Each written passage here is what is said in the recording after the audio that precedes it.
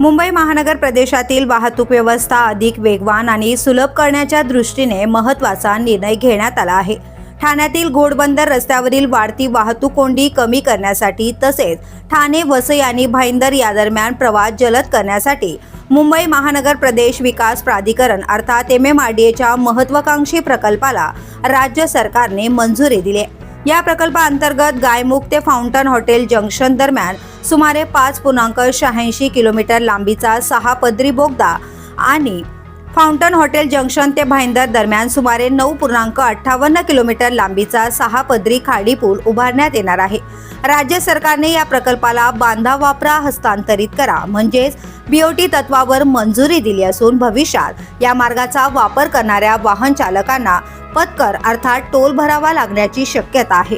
सुमारे 10,303 कोटी रुपयांच्या या प्रकल्पाला महत्त्वाकांक्षी नागरी परिवहन प्रकल्पाचा दर्जा देण्यात आला आहे।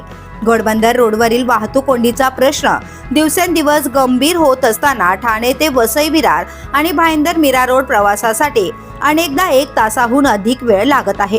त्यामुळे हा प्रकल्प परिसरातील लाखो नागरिकांसाठी दिलासा देणारा ठरणार असल्याचं सांगितलं जातंय। दरम्यान या प्रकल्पाची निविदा प्रक्रिया 2025 मध्ये वादाच्या भोवऱ्यात सापडली होती।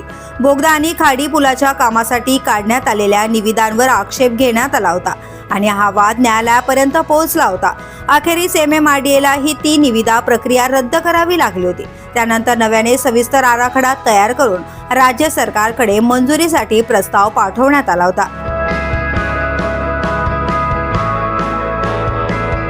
द पोलीस न्यूजसाठी नितीन पाटील, मुंबई।